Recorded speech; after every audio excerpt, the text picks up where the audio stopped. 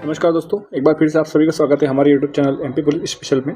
जिला सीरीज़ के इस 9वें जिले के बारे में जो रहने वाला है हमारा इंदौर जिला, इसके बारे में आज इस वीडियो में हम देखने वाले हैं। जितने भी संभव पॉसिबल क्वेश्चन इंदौर से बन सकते हैं वो इस वीडियो में कवर करेंगे, जो पूछे गए हैं, पूछे जा सकते हैं, और इंदौर से जुड़े हुए जितने भी फैक्ट हो सकते हैं हम इस वीडियो में देखने की कोशिश करेंगे। ठीक है, चलिए शुरू करते हैं। इंदौर का जो हमारा जिला है ये मालवा पठार पर पूरी तरीके से स्थित है। इंदौर को व्यावसायिक राजधानी भी बोला जाता है मध्य प्रदेश की। व्यावसायिक प्लस आर्थिक कह सकते हो, एक ही चीज़ है दोनों। ठीक है, इंदौर के अंदर मध्य प्रदेश में जो सर्वाधिक नगरीय जनसंख्या है वो इंदौर में निवास करती है, क्योंकि इंदौर की ओवरऑल पॉपुलेशन भी ज़्यादा है, तो नगरीय जनसंख्या इंदौर में है। लेकिन अगर प्रतिशत की अगर हम बात करेंगे तो प्रतिशत के हिसाब से नगरी वो भोपाल है। कितना? 80.85 ये भोपाल में, और इंदौर में 70 पॉइंट है। अच्छा, भोपाल का जनसंख्या घनत्व भी सबसे ज़्यादा है जो कि 855 है, और इंदौर का 849 है जो कि नियरली है, लेकिन भोपाल का ज़्यादा है। ठीक है, और ओवरऑल मध्य प्रदेश की बात करेंगे तो मध्य प्रदेश का जनसंख्या घनत्व कितना है? 236। जो इंदौर जिला है, इंदौर स्पेशली अपने आप में इंदौर, उसका नामकरण इंद्रेश्वर मंदिर जो है इंदौर में बना हुआ था, इसी को संगमनाथ का मंदिर भी कहा जाता है। ये संगमनाथ का मंदिर है, ये इंद्रेश्वर मंदिर के नाम पर इसका नामकरण इंदौर हुआ है। इंद्रेश्वर जो है, इस मंदिर के अंदर शिव की एक प्रतिमा है इंद्रेश्वर भगवान की, तो उसके ऊपर इसका नामकरण रखा गया है। ठीक है, कहाँ पर है इंद्रेश्वर मंदिर? जो सरस्वती और खान नदी है इनका संगम क्षेत्र है, जो कि कृष्णपुरा छतरी वाला क्षेत्र है। यहाँ पर कृष्णपुरा छतरी वाला क्षेत्र है जहाँ पर दोनों मिलती है, वहीं पर ये मंदिर भी बना हुआ है, इसी के नाम पर इंदौर बना हुआ है। ठीक है, तो ये था। अब 2021 से इंदौर के अंदर कमिश्नरेट प्रणाली है। ठीक, इंदौर और भोपाल दोनों के अंदर। तो यहाँ से एक क्वेश्चन पीवाईक्यू में पूछे गए हैं। ठीक है, कि इंदौर का पहला कमिश्नर कौन था? तो वो हरिनारायण चारी मिश्र थे, और वर्तमान कमिश्नर इंदौर का कौन है? संतोष कुमार सिंह। तो ये देख लेना है आपको, क्योंकि पूछे जा सकते हैं। अब इंदौर, चूंकि इंदौर इतिहास काल से जुड़ा रहा है, यहाँ पर राजाओं का शासन रहा है, होलकरों का, तो उसके बारे में थोड़ा देख लेते हैं, क्योंकि क्वेश्चन बन सकते हैं यहाँ से।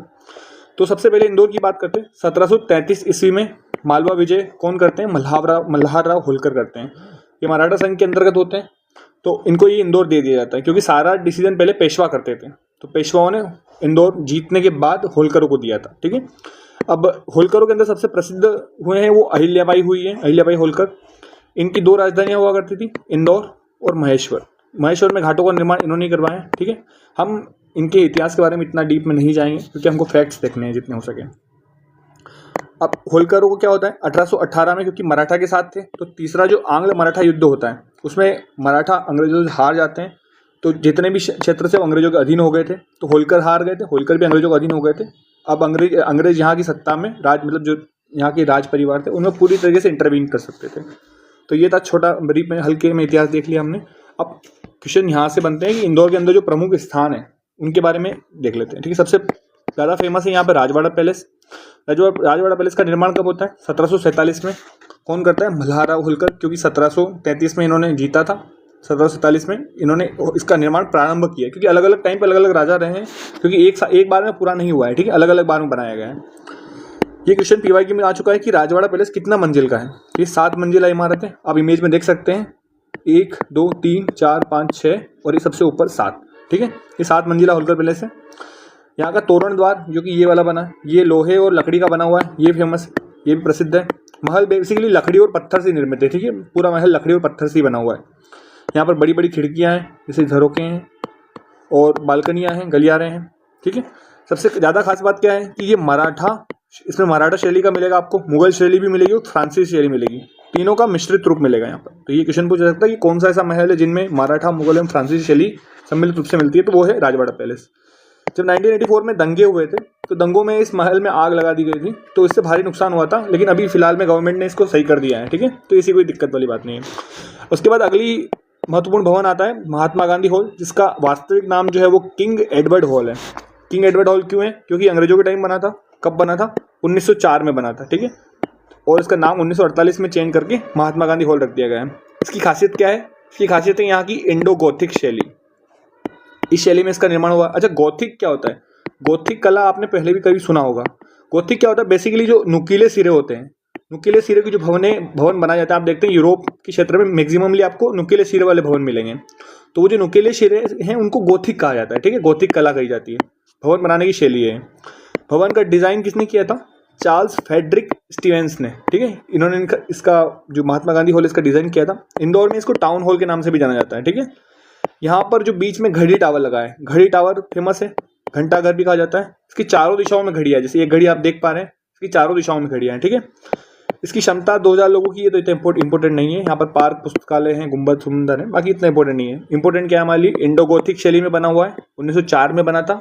नाम इसका महात्मा गांधी हॉल है, इसका वास्तविक नाम किंग एडवर्ड हॉल है, ठीक है। और किसने बनाया, इसका डिजाइन किसने किया, चार्ल्स फ्रेडरिक स्टीवेंस, और टाउन हॉल के नाम से बना है। इतना हमारे लिए इंपॉर्टेंट है, ठीक है।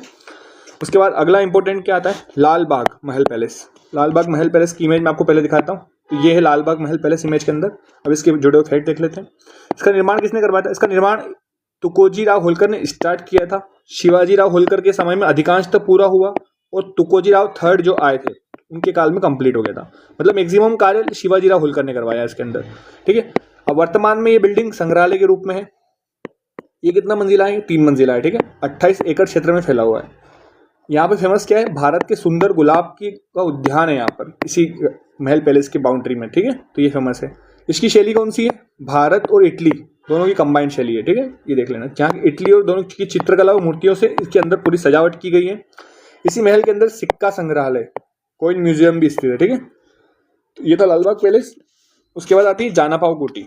जानापाव कोठी नाम से आपने सुना ही होगा। जानापाव पहाड़ी है जो महू क्षेत्र में पड़ती है।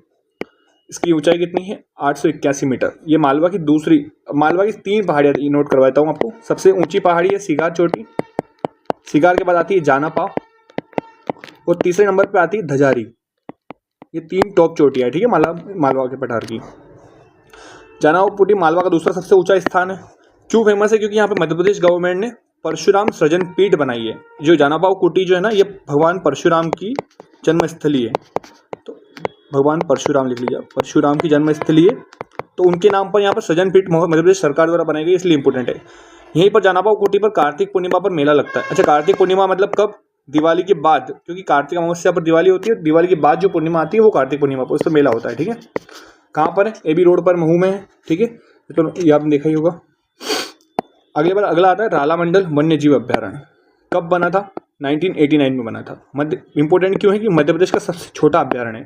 कितना क्षेत्र है, क्षेत्र याद रखना है क्योंकि छोटा है, 2.32 किलोमीटर स्क्वायर का है, ठीक है। ये पहाड़ी पर है, इस पहाड़ी का नाम ही रालामंडल पहाड़ी है, जो कि विंध्य पर्वतमाला में पड़ती है। यहाँ पर किसका संरक्षण पूछा जाता है, ये भी पीवाईक्यू में पूछा गया है, ठीक है। तो यहाँ पर मुख्यतः लोमड़ी का संरक्षण किया जाता है। यहाँ पर जीव तो और भी हैं, चीतल वितल पाए जाते हैं, लेकिन मुख्यतः लोमड़ी का संरक्षण यहाँ पर होता है, क्योंकि अभ्यारण्य जो होते हैं उनमें किसी एक खास जीव का संरक्षण होता है, और नेशनल पार्क में एक से अधिक जीवों का संरक्षण होता है। यही मेन डिफरेंस होता है। अब इसी पहाड़ी पर ऊपर बना हुआ है रालामंडल किला। रालामंडल किला ये भी वर्तमान में संग्रहालय के रूप में, होलकर जो राजवंश रहे हैं उनके संग्रहालय के रूप में भी बना है। ये क्या था, ये होलकरों की शिकार गृह हुआ करता था, ठीक है। अभी में देख पा रहे हैं, ये पहाड़ी के ऊपर जाएंगे तो आपको ऐसा स्ट्रक्चर मिलेगा। ये रास्ते बने हुए हैं, वहाँ पर डायरेक्ट भी जा सकते हैं आप। अच्छा है, मतलब जो स्ट्रेकिंग करते हैं लोग जाने के लिए, उसके लिए बहुत बढ़िया है। तो ये रालामंडल है, ठीक है। यहाँ से इंपॉर्टेंट ये रालामंडल किला है, वर्तमान में संग्रहालय। लोमड़ी का संरक्षण है, सबसे छोटा अभ्यारण्य, 1989 में बना है, ठीक है। और कुछ प्रमुख स्थल देख लेते हैं इंदौर के।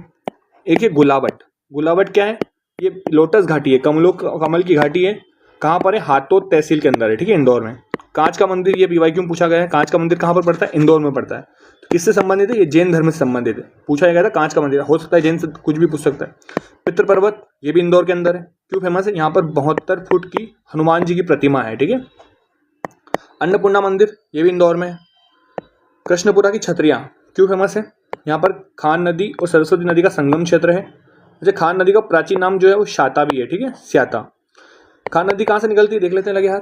रालामंडल की जो पहाड़ी है, ठीक है, रालामंडल की पहाड़ी से, पूरा दिखाता हूँ आपको। रालामंडल की पहाड़ी से निकलती है, और सरस्वती नदी जो राव की पहाड़ी से निकलती है, दोनों आगे निकलती है और मिलती कहाँ पर है, कृष्णपुरा की छतरियों के यहाँ पर इंद्रेश्वर मंदिर, मैंने आपको स्टार्टिंग में बताया, इंद्रेश्वर मंदिर भी है। इसी के नाम पर इंदौर का नाम पड़ा है। इसको संगमनाथ भी बोला जाता है, जो कि शिव जी का मंदिर है, ठीक है। और यहाँ से निकलकर शिप्रा, मतलब कान नदी आगे चली जाती है। कहाँ आगे, इंदौर से बाहर शिप्रा में मिलती है। तो जहाँ मिलती है उसको त्रिवेणी घाट तीर्थ बोला जाता है। यहाँ पर एक योजना चल रही है। एक्चुअल में क्या होता है कि अभी खान नदी नहीं बची, बेसिकली नाला हो गया, इंदौर के सारा पानी लेके जाता है। तो अभी तीर्थ महाकाल मंदिर का वो आने वाला है। तो उज्जैन में एक प्लानिंग चल रही है कि शिप्रा से इसको न मिलाते हुए आगे ले जाकर आगे से मिला जाए। तो यहाँ पर नहर बनाई जा रही है, तो एक प्रोजेक्ट चल रहा है उसके ऊपर। तो ये खान नदी पे चल रहा है। इसके अलावा क्या इंपॉर्टेंट है, खजराना मंदिर इंपॉर्टेंट हो जाता है। इंदौर में जलप्रपात कौन से, 4 प्रमुख जलप्रपात हैं। पाताल पानी जो कि जानापाव में है, झाड़ी दहा, तीनचा और शीतला माता, ये 4 जलप्रपात हैं। चोरल परियोजना ये इंपॉर्टेंट क्यों हो जाती है? क्योंकि मध्य प्रदेश की पहली अंतरघाटी परियोजना है, ठीक है, इसलिए इंपॉर्टेंट हो जाती है। कहाँ पर बनी है? इंदौर में चोरल है, जहाँ पर डैम भी बना हुआ है। उसके अलावा प्रमुख संस्थान देख लेते हैं, क्योंकि यहाँ से क्वेश्चन बनते हैं। एकमात्र इंदौर ऐसा शहर है जहाँ पर IIT भी है और IIM भी है। IIM बनता है 1996 में, IIT बनता है 2009 में। IIT सिमरोल के नाम से जाना जाता है, इंदौर से थोड़ा सा बाहर जुड़ा हुआ एरिया है। और छठवा IIM है, इतना इंपॉर्टेंट नहीं है, ये सन इंपॉर्टेंट है। यहाँ पर इंदौर में RR केट भी है, राजा रमन्ना प्रौद्योगिकी केंद्र, 1984 में बनता है। पहले इसका नाम सिर्फ केट हुआ करता था, बाद में राजा रमन्ना जोड़ दिया गया है। ये परमाणु ऊर्जा विभाग का लेजर एवं त्वरक अनुसंधान केंद्र है, ठीक है, लेजर और त्वरक अनुसंधान केंद्र है। यहाँ पर SGSITS कॉलेज है, 1952 में बना था। किसके नाम पर है? जो हमारे पूर्व चीफ मिनिस्टर रह चुके हैं, Shri Govind Ram Seksaria institute of technology science, ये उनका पूरा नाम है, ठीक है। यहाँ पर महात्मा गांधी मेडिकल कॉलेज है। यहाँ पर डेंटल कॉलेज भी है, ठीक है, जो कि 1964 में बनता है। MPAC मतलब MP स्टॉक एक्सचेंज है, जो कि अंग्रेजों के टाइम से बना हुआ है, 1919 का बना था, ये चल ही रहा है अभी तक, ठीक है। गवर्नमेंट के कार्यालय कौन कौन से इंपॉर्टेंट है यहाँ पर? मध्य प्रदेश लोक सेवा आयोग का कार्यालय है, आयकर विभाग जो इनकम टैक्स है उसका कार्यालय है, जो सेंट्रल GST है उसका कार्यालय यहाँ पर है। उसके अलावा क्या फेमस है? पीथमपुर का औद्योगिक क्षेत्र, ये भी प्रसिद्ध है। ये बेसिकली धार जिले में पड़ता है, लेकिन क्या है कि इंदौर एक्चुअल में म्युनिसिपल कॉर्पोरेशन एरिया है, तो उसके आसपास के जो जुड़े हुए क्षेत्र हैं वो भी इसी प्रोजेक्ट के अंदर आते हैं, तो इसलिए पीथमपुर औद्योगिक क्षेत्र इंपॉर्टेंट हो जाता है। पीथमपुर को भारत का डेट्राइट भी कहा जाता है। ये मध्य भारत का सबसे बड़ा ऑटोमोबाइल हब है, और यहाँ पर क्या है कि एशिया का सबसे बड़ा ऑटोमोबाइल टेस्ट ड्राइव ट्रैक बना हुआ है, मतलब बेसिकली ऐसा ट्रैक बना हुआ है जहाँ पे वाहनों की टेस्टिंग वगैरह की जाती है, तो एशिया का सबसे बड़ा ट्रैक है। इसके अलावा कुछ अदर फैक्ट जो सीधे एग्जाम में पूछे जा सकते हैं। यशवंत सागर झील और सिरपुर लेक दोनों क्यों फेमस है? दोनों क्योंकि दोनों के दोनों रामसर साइट के अंदर आते हैं। ये यशवंत सागर यशवंत राव होलकर के नाम पर है। कहाँ पर यशवंत सागर? एक डैम बना हुआ है जो गंभीर नदी पर है, ये क्वेश्चन पूछा जा सकता है, बहुत इंपॉर्टेंट है, क्योंकि गंभीर नदी के बारे में जानकारी नहीं है लोगों को, ठीक है। 7 जनवरी 2022 से दोनों की दोनों रामसर साइट के अंदर घोषित है। अच्छा, रामसर क्या है? रामसर बेसिकली कन्वेंशन है जो कब होता है? 2 फरवरी 1971 को। कहाँ होता है? ईरान के रामसर में होता है, रामसर स्थल पर होता है, जो कि आर्द्र भूमि संरक्षण होता है उसके लिए किया जाता है, ठीक है। और हम 2 फरवरी को ही आर्द्र भूमि संरक्षण दिवस भी मनाते हैं, तो हमको इसलिए इंपॉर्टेंट हो जाता है। अच्छा, भारत में सबसे पहले रामसर स्थल कौन कौन से घोषित हुए थे? तो ये चिल्का झील ओडिशा और केवलादेव नेशनल पार्क जो कि राजस्थान में, ये घोषित हुए। कब हुए थे? 1981 में, ठीक है। 1981 में पहली बार इनको घोषित किया गया था, इसलिए इंपॉर्टेंट है। रामसर आप कमीशन आपको देख लेना है, क्योंकि भारत में लगभग मोर देन 100 रामसर साइट्स हो चुके हैं, इसलिए कह रहा हूँ। उसके अलावा चंबल नदी का उद्गम महू की जाना बाबू पहाड़ी से होता है। शिप्रा नदी का उद्गम काकरी बर्डी पहाड़ी, ये भी इंदौर में ही है। शिप्रा को मालवा की गंगा कहा जाता है। आदिवासियों की गंगा किसको कहा जाता है? माही नदी को कहा जाता है, ठीक है। मालवा की गंगा शिप्रा है, और मध्य प्रदेश की गंगा बेतवा है, लेकिन प्रदूषण के आधार पर, ठीक है। एकमात्र दिल्ली कॉलेज जो कि मध्य प्रदेश का है, वो 1882 बना था, वो इंदौर में है। इंदौर में पुलिस सशस्त्र प्रशिक्षण केंद्र और वायरलेस जो कि रेडियो वाला है, दोनों इंदौर में है, ठीक है। इंदौर में सोयाबीन अनुसंधान केंद्र भी है। यहाँ पर इलेक्ट्रॉनिक कॉम्प्लेक्स, अप्रैल पार्क, ज्वेलरी पार्क, ये सभी बने हुए हैं। इंदौर से जुड़े हुए कुछ प्रमुख स्वतंत्रता सेनानी हैं, कौन कौन है? भागीरथ सिलावट, सादत खान और वंश गोपाल। भागीरथ सिलावट जो सांवेर क्षेत्र में पड़ते हैं, इन्हीं के वंशज हैं, मतलब तुलसीराम सिलावट जो कि अभी मंत्री बने हुए हैं, ठीक है। इंदौर का ODOP क्या है? आलू इंदौर का ODOP है। अच्छा, ODOP के बारे में थोड़ा दिखा देता हूँ, क्योंकि इंपॉर्टेंट कभी पूछा जा सकता है। कब स्टार्ट हुई थी? सेंट्रल स्तर पर 2020 में ODOP बनाना चालू हुआ है। किस मंत्रालय के अंतर्गत आता है? खाद्य प्रसंस्करण उद्योग मंत्रालय के अंतर्गत ये स्कीम है। मध्य प्रदेश में 2021-22 से स्टार्ट हुआ था। आपके लिए वैसे यही इंपॉर्टेंट है, उससे ज़्यादा कुछ नहीं है। ये 4-5 आधार हैं, लगे तो आप देख लीजिए, इतना इंपॉर्टेंट नहीं है, ठीक है। तो ये था इंदौर जिला। इंदौर जिले से जितने संभावित फैक्ट हो सकते थे, आप इनको पढ़ने के बाद आप PYQ जरूर लगाइएगा, क्योंकि अगर आप PYQ नहीं लगा रहे हैं तो आपको आकलन नहीं हो पाएगा कि आपने जो पढ़ा है वो उचित है या नहीं है, आप इससे क्वेश्चन बन पा रहे हैं नहीं बन पा रहे। तो आप कोई भी टॉपिक पढ़ें तो पहले PYQ, उसके बाद जाकर PYQ जरूर लगाएं, ठीक है।